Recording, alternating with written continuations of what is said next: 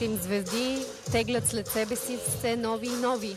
Това е най-хубавото нещо, което направиха британците, че извеждайки гимнастиката на невероятно ниво, вече оттам нататък те дърпат. Ето, 3. Юрченко 3 винта.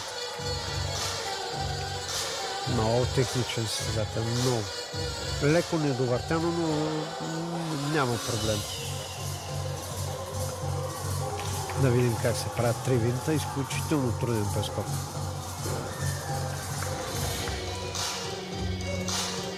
Прекрасна техника. Ами да кажа 3 винта, какво значат? Значи обръщане на тялото на 1080 градуса. И запазване на ориентация в същото време. Абсолютно.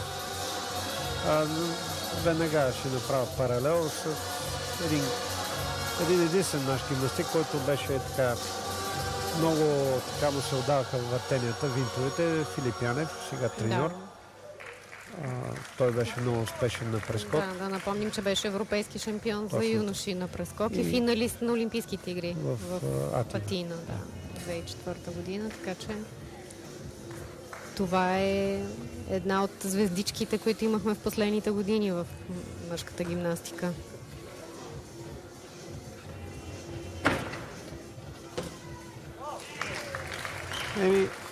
Чукахара 2 винта и половина. Това виждаме само винтови прескоци, но правилника е точно такъв. Трябва да се изпълнят 2 различни като структурни групи прескоци и да се различават в броя въртения в летежната фаза. Тук са 2,5 и разликата трябва да е минимум 180 градуса. Много чувство към приземяването това момче.